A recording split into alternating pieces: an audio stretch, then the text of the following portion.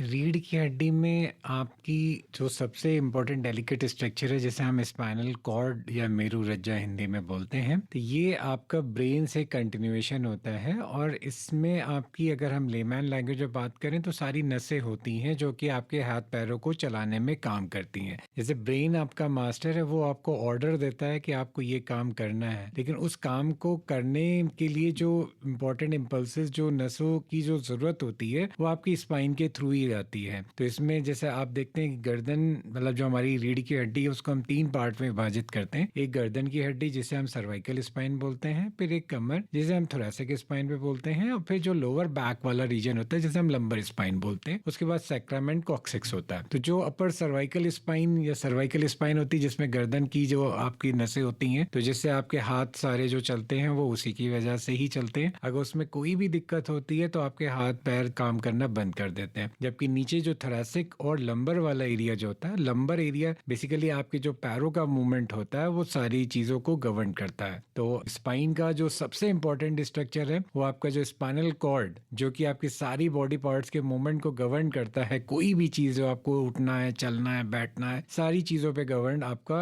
Brain के through, spinal cord के through ही होता है। तो जो स्पाइन का सबसे महत्वपूर्ण फंक्शन है, वो स्पाइनल कॉर्ड को प्रोटेक्ट करना। और आपकी स्पाइन स्ट्रेट रहती है तो सारी चीजें सब सही चलती रहती हैं। ये डिपेंड करता है किस तरह की चोट लगी है, कितनी सिवियरिटी ऑफ ट्रॉमा है। सिवियरिटी ऑफ ट्रॉमा के मतलब कितनी तेज चोट मरीज को लगी है, उसकी रीढ़ की हड्डी पे कितना नुकसान हुआ है, उसके हिसाब से लक्षण आते हैं। जैसे अगर केवल गिरने की अगर आप बात करें कि आप थोड़ा सा ऊंचाई से गिरे और हड्डी पे आपके फ्रैक्चर हो गया, तो वो यूजली माइनर फ्रैक्चर्स होते हैं। तो वो बेसिकली उसमें कोई ऑपरेशन की जरूरत नहीं होती, उसमें कोई पैरों में कोई सुन्नपन नहीं आता, उसमें सिर्फ कमर में दर्द रहता है और वो थोड़े दिन आराम करने पे, दवा करने पे वो ठीक हो जाता है। बट उसके दूसरी तरफ अगर हम कंट्रास्ट बात करें, जैसे कि आपकी जो चोट लगने पे होती है, जैसे आप रोड ट्रैफिक एक्सीडेंट की बात करते हैं जिसमें सिवियरिटी ऑफ ट्रॉमा बहुत हाई है, तो बहुत हाई वेलोसिटी ट्रॉमा के बाद आपका ये फ्रैक्चर्स जो हो जाते हैं, तो उनके जो लक्षण होते हैं वो काफी खतरनाक हो सकते हैं। जैसे कि कभी कभी पैरों का चलना बंद हो जाता है। अगर गर्दन की हड्डी टूट जाती है तो हाथ का और पैर दोनों चलना बंद कर जाते हैं। तो अगर ऐसी स्थिति के लक्षण हैं तो वो एक रेड फ्लैग साइन, उसे हम अपने लैंग्वेज में बोलते हैं। तो अगर ऐसी किसी को इंजरी है तो उस पेशेंट को इमोबिलाइज करके एक हाई, जहां पर रेफरल सिस्टम, जहां पर एक सारी चीजें मौजूद हों, अच्छे मेडिकल कॉलेज में या एक अच्छे रेफरल सिस्टम ट्रॉमा सेंटर में मरीज को ले जाना बहुत आवश्यक है, क्योंकि आगे का उपचार वहीं पर पॉसिबल होता है। क्योंकि उसमें अगर आप गर्दन की हड्डी भी छूट जाने, तो उसमें अगर टूट जाती है तो आपके हार्ट पे भी इफेक्ट पड़ता है, आपकी सांसों पे भी इफेक्ट पड़ता है। तो अगर मरीज को तुरंत उपचार नहीं मिलता है तो उसके साथ कोई भी अनहोनी हो सकती है। तो इस तरह के मरीज अगर हैं कि जिसमें हाथ पैरों का चलना बंद हो जाए, तो एक ये सिवियरिटी ऑफ ट्रॉमा पे, जैसे हाई वेलोसिटी ट्रॉमा पे इंजरी हुई, तो उस मरीज को आपको मेडिकल कॉलेज या किसी भी ट्रॉमा सेंटर या किसी भी अच्छे मेडिकल कॉलेज या जो बड़ा अस्पताल है वहां पर उसको ले जाना जरूरी है। ये सबसे बेसिक चीज आपकी है। अगर जैसे कोई भी मरीज इस तरह की हाई वेलोसिटी ट्रॉमा के साथ आता है तो उसका हम लोग ABCDE प्रिंसिपल कहलाता है। तो A for airway, B for breathing and C for circulation. तो एयरवे से मतलब है कि आपको सांस लेने में तकलीफ है या नहीं है। तो एयरवे जो आपका सांस लेने की जो प्रक्रिया, जो एयर विंड पाइप आपका इंटैक्ट है या नहीं है, पहले उसको इंटैक्ट कर देखते हैं, चेक करते हैं। अगर वो सही है तो फिर ब्रीदिंग पे आते हैं, फिर सर्कुलेशन में मतलब आपका ब्लड का फ्लो सही है या नहीं। तो सबसे पहले प्राइमरी उपचार जो आपका होता है एयरवे, ब्रीदिंग, सर्कुलेशन, ये इंटैक्ट है। उसके बाद फिर हम आपकी स्पाइन पे फोकस करते हैं जो कि आपकी चोट है। तो स्पाइन को इमोबिलाइज करना, मतलब इमोबिलाइज का मतलब कि जो इंजरी हो गई है उसके आगे फर्दर और इंजरी ना हो, तो उसको इस तरह से हम इमोबिलाइज करते हैं कि आगे उस तरह के एबनॉर्मल मूवमेंट ना हो। तो पेशेंट को कुछ बेड्स होते हैं, उनको ट्रांसपोर्ट करने का तरीका भी अलग होता है कि जैसे पेशेंट को आप हमारे पास लेकर आए तो एक अलग तरीके से लाएं, क्योंकि हमारा जो सबसे इंपॉर्टेंट इसमें एम्फेसिस होता है कि जो इंजरी हो गई ठीक है, और आगे फर्दर ये इंजरी बढ़े ना, क्योंकि फर्दर इंजरी बढ़ेगी अगर स्पाइनल कॉर्ड पे, मान लीजिए वो इनकम्प्लीट इंजरी है। इनकम्प्लीट से मेरा तात्पर्य ये है कि अगर पेशेंट के हाथ पैरों में पूरी तरह से मूवमेंट नहीं हो पा रहा है, उसे हम इनकम्प्लीट इंजरी बोलते हैं।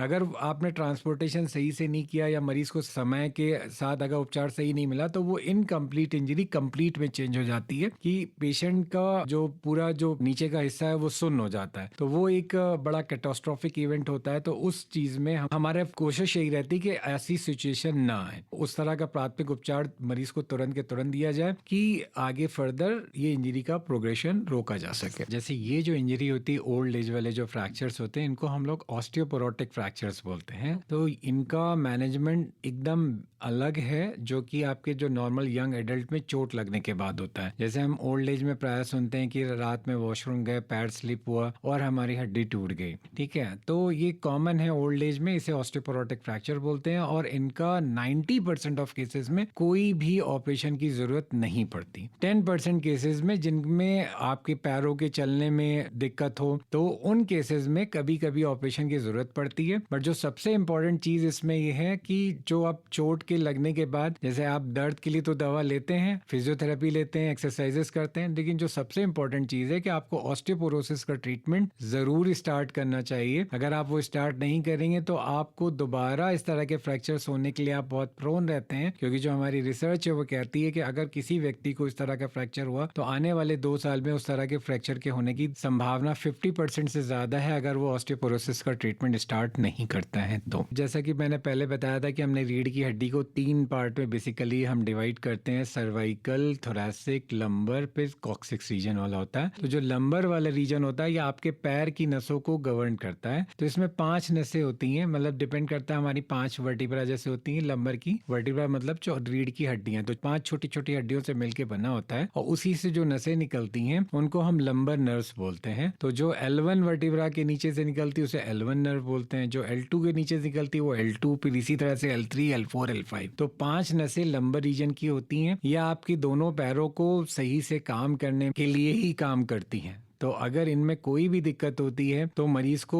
उस तरह की प्रॉब्लम्स आ सकती हैं, जैसे कि आप सुनते हैं कि L5 में डिस्क प्रोलैप्स हो गया। तो L5 में डिस्क प्रोलैप्स का मतलब है कि आपकी जो रीढ़ की हड्डी में एक गद्दी जिसे हम डिस्क बोलते हैं वो पीछे खिसक कर आपकी L5 नर्व या L4 नर्व को दबा रही है। डिपेंड करता है किस तरह का कंप्रेशन है, कितना कंप्रेशन है। तो जैसे अगर L4 नर्व पे कंप्रेशन होगा तो आपके जो पंजे पे जो चलने वाली जो नस है वो काम करना कम कर देती है। इसी तरह से L5 है तो पंजे के तालू की जो नस है वो काम करना बंद कर देती है। तो उस तरह के मूवमेंट हमारे कम हो जाएंगे या नहीं होंगे, तो इसलिए आपको फिर उसके हिसाब से ट्रीटमेंट स्टार्ट करना पड़ता है। तो ये नर्व्स हैं और ये आपके बॉडी के डिफरेंट पार्ट्स को, मूवमेंट को गवर्न करते हैं। हम आज की डेट में जो भी जंक फूड्स को जैसे अगर आप ले रहे हैं, इनडायरेक्ट इफेक्ट होता है, तो इससे वेट बढ़ता है और स्वास्थ्य जब सही नहीं रहता तो बैठे रहते हैं जो इस तरह के, तो उससे मतलब जो आपकी रीढ़ की हड्डी पे अननेसेसरी लोडिंग होती है। अगर किसी व्यक्ति का वेट बढ़ गया है तो उससे कमर के दर्द की प्रॉब्लम और इसके अलावा डिस्क की प्रॉब्लम और तमाम बीमारियां हैं जो इसके साथ साथ बढ़ जाती हैं। तो सभी श्रोताओं को ये मैं एक मैसेज देना चाहूंगा कि जंक फूड को अवॉइड करें, स्पेशली जो किड्स हैं उनको तो और अवॉइड करना चाहिए, क्योंकि जो आपकी जो हड्डियों की जो ग्रोथ है, मैक्सिमम ग्रोथ 30 साल तक होती है। उसके बाद फिर ग्रोथ नहीं होती। जितना आपने अपनी हड्डियों में कैल्शियम है, फिर वो जैसे जैसे उम्र आपकी बढ़ेगी तो वो कैल्शियम उसका कम होता जाता है। तो बच्चों को अपनी स्वास्थ्य का ध्यान और ज्यादा रखना चाहिए, खेल कूद पे ध्यान दें, नियमित व्यायाम करें और स्वास्थ्य अच्छा तभी रहेगा जब आप अच्छा खाना खाएंगे। तो जंक फूड्स को टोटली अवॉइड करें। आप जहां पर भी काम कर रहे हैं, जैसे आप लैपटॉप पे काम कर रहे हैं, इसको हम लोग एर्गोनॉमिक्स मैनेजमेंट बोलते हैं। एर्गोनॉमिक्स का मतलब आपके बैठने का तरीका, तो आपकी सिटिंग टेबल चेयर की हाइट है वो कितनी है, आपका डेस्कटॉप आपके सामने कितना है, आपका स्क्रीन टाइम आपके सामने कितना आप दे रहे हैं। तो सारी चीजों से आपकी बैक पे